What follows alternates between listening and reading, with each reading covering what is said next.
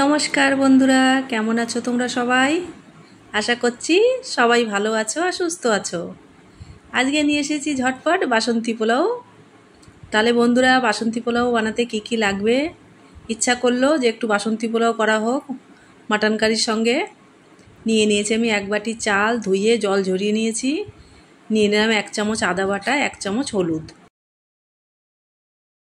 1 থেকে 1.5 চামচ দিয়ে দেবো আমি ঘি। যতটা প্রয়োজন ততটাই দিতে হবে বন্ধুরা, বেশি দিলে আবার নেট থেকে বেরিয়ে যেতে পারে আমার। এবার আমি চালটাকে ভালো করে ডলে ডলে মেখে নেব হলুদ আর আদা দিয়ে আর ঘি দিয়ে। একদম ঝরঝরে পারফেক্ট বাসন্তী পোলাও কি করে করতে হয় বন্ধুরা, প্রথম থেকে লাস্ট অবধি ভিডিওটা তোমরা দেখে নিও আর একটা লাইক দিয়ে দেখে নিও। আর আমার বন্ধুরা, বাসন্তী পোলাও দিয়ে মটন কষা কার কার ভালো লাগে কমেন্ট করে আমাকে অবশ্যই জানিও। তোমাদের কমেন্টের অপেক্ষায় আমি থাকলাম। দেখো, আমি চালটা মিশিয়ে নিয়েছি, এদিকে আমি কড়াইটা বসিয়ে দিয়েছি উনুনে। দিয়ে দেব পরিমাণ মতন ঘি। আমি পুরোটাই ঘি দিয়ে করব, তেল আমি একটু ব্যবহার করব না। এবার আমি সবার আগে কাজুটা আর কিশমিশটা ভেজে নেব। ঘিয়ের মধ্যে কাজু আর কিশমিশটা ভাজলে ফ্লেভারটা খুবই সুন্দর হয়। মনে হয় আর একটু খাই। রান্না বান্না সবাই করে, কিন্তু সবারই তরিকা একটু আলাদা, তার জন্য স্বাদের অনেক সময় হেরফের হয়ে যায়। আর বন্ধুদের বলছি, যারা নতুন এসেছো তারা আমার চ্যানেলটা সাবস্ক্রাইব করে নিও, বেলটা প্রেস করে অলে করে রেখো, যাতে এরকম সব রেসিপি সবার আগে তোমাদের কাছে পৌঁছে যায়। কিশমিশটা সবার আগে ভাজা হয়ে যায়। দেখো, কিশমিশগুলো ভাজা হয়ে গেছে, সব আঙুর হয়ে গেছে। এবার কিশমিশটাকে সবার আগে আমি তুলে নেব। যে এই বাসন্তী পোলাওটা প্রথম থেকে শেষ অবধি বানানো দেখে নেবে বন্ধুরা, তারা যারা কখনো করনি, ভাত নরম হয়ে যায়, তাদেরকে আমি গ্যারান্টি দিয়ে বলছি একদম নো ফেল, একবারেই বাসন্তী পোলাও ঝরঝরে বানিয়ে নিতে পারবে। এবার বাদামটাকে আমি আরেকটু হালকা লাল করে ভেজে নেব। বাদামটাও ভাজা হয়ে গেছে, বাদামটাও নামিয়ে নেব। বাদাম মানে কাজু বাদাম বন্ধুরা। বাদাম বলতে আমরা বাঙালিরা চিনে বাদামকেই বেশি বুঝি। বাদাম ক রকমের, একটা চিনে বাদাম, একটা কাজু বাদাম, একটা আমন্ডকেও বাদাম বলে। এবার ওই ঘিয়ের মধ্যে দিয়ে দিয়েছি আমি আর কিছুটা ঘি। এবার দিয়ে দিচ্ছি গরম মশলা ফোড়ন। 3টে নিয়েছি ছোট এলাচ, 4টে মতো নিয়েছি লং, 2 টুকরো আমি দারচিনি নিয়েছি, একটা তেজপাতা আমি 2 টুকরো করে দিয়ে দিলাম। এবার দিয়ে দেব চালটা।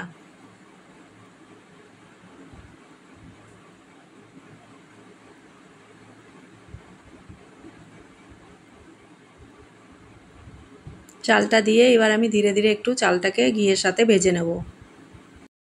ভাত রান্না আমার পুরো কমপ্লিট হয়ে গেছিলো বন্ধুরা দুপুরের। ছেলে বলল যে ভাত না করে মামা একটু বাসন্তী পোলাও করলে পরে মাটনের সঙ্গে খুব ভালো লাগতো। সঙ্গে সঙ্গে চাল ধুয়ে বানিয়ে নিচ্ছি বন্ধুরা। আমার কাছে তো খুবই সোজা লাগে বাসন্তী পোলাও করা, মাত্র 10 মিনিট হলেই বাসন্তী পোলাও রেডি হয়ে যায়, কোনো ঝামেলা, কোনো টেনশন ছাড়া। চালটা কিন্তু বন্ধুরা খুব ভালো করে ভাজতে হবে। চালটা যদি ঠিক মতন ভাজা হয় তাহলে পোলাওটা একদম ঝরঝরে হবে। আমি সবসময় বলে থাকি আমার বন্ধুদেরকে, যারা কখনো রান্না করনি তারাও এই রান্না করে নিতে পারবে, আমার সব রান্নাই সোজা।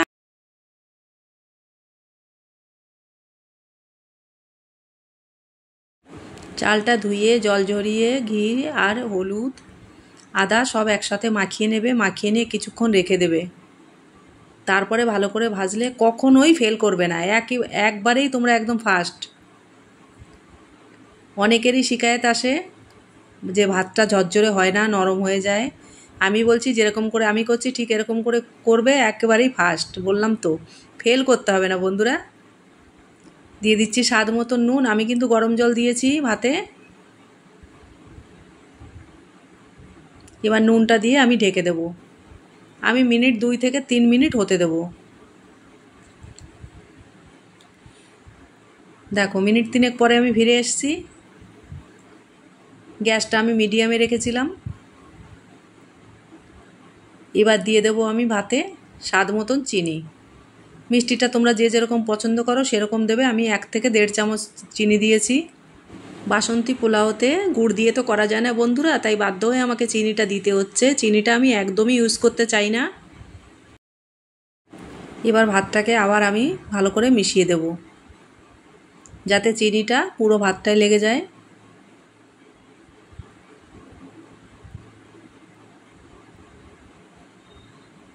চিনিটা কিন্তু তোমরা ভাত হয়ে যাওয়ার পরেও দিতে পারো, আমি একটু আগে দিচ্ছি। চিনির দানাটা অনেকটা মোটা, এর জন্য একটু আগে দিচ্ছি যাতে চিনিটা গলতে একটু সময় লাগবে। দিয়ে দিলাম আমি কাজুটা আর কিশমিশটা। এটাও ভালো করে ভাতের সঙ্গে আমি মিশিয়ে দেব। আমার তো বাসন্তী পোলাওর সঙ্গে বন্ধুরা বেগুনি ভাজাও খুব ভালো লাগে। বেগুনি ভাজা, ডিমের কারি। মাংসটা তো আমি খাই না, তাই আগে খেয়েছি, খুবই ভালো লাগে। ভাতটাকে আবার আমি কিছুক্ষণের জন্য ঢেকে দেব।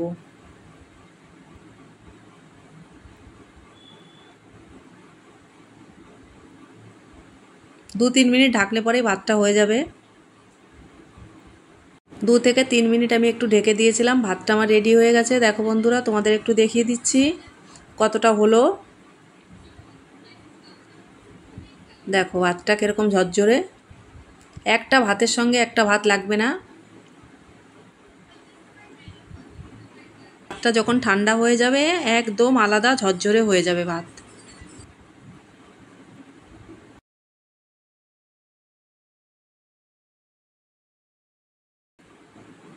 গোবিন্দভোগ চালের বাসমতি পোলাও, বাসমতি না, সরি বন্ধুরা, গোবিন্দভোগ চালের বাসন্তী পোলাও কার কার খেতে ভালো লাগে কমেন্ট করে আমাকে একটু জানাবে। আমি আবার দিয়ে দিচ্ছি 2 থেকে 3 চামচ দিয়ে দেবো ঘি। আমি ঘিটা তোমরা তোমাদের পছন্দ মতনই দিও। ঘিটা দিলেও ভাতটা তো খুবই চকচকে হয় বন্ধুরা, কিন্তু ক্যামেরাতে কিছুতেই তোমাদের সেই চকচকে ভাবটা আমি দেখাতে পারি না।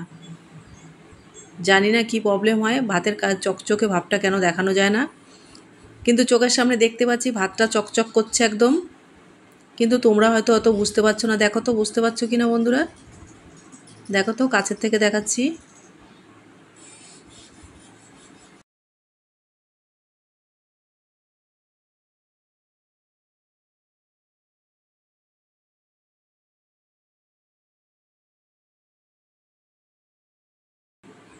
ঘিটা দিয়ে আমি ভালো করে মিশিয়ে দিলাম।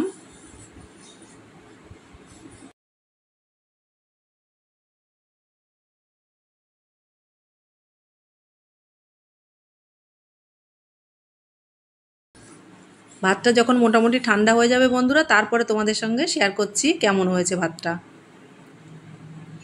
দেখো ফিরে এসেছি দুপুরবেলা খাওয়ার সময়। 1 ঘন্টা হয়ে গেছে। 1 ঘন্টা আগে করেছি বন্ধুরা রান্নাটা। ভাতটা দেখো ঠান্ডা হয়ে গেছে, তোমাদের দেখিয়েও দিলাম কতটা ঝরঝরে হয়েছে। আর দেখো মটন কারির সঙ্গে বাসন্তী পোলাও। তোমরা কে কে খেতে ভালোবাসো বন্ধুরা? তাহলে আমার সকল বন্ধুরা, আমার রেসিপিটা যদি তোমাদের ভালো লেগে থাকে একটা লাইক কমেন্ট করে দিও, কাছের লোকের সঙ্গে শেয়ার করে দিও, আর আমার এরকম রেসিপির জন্য চ্যানেলটা সাবস্ক্রাইব করে ভালো থেকো।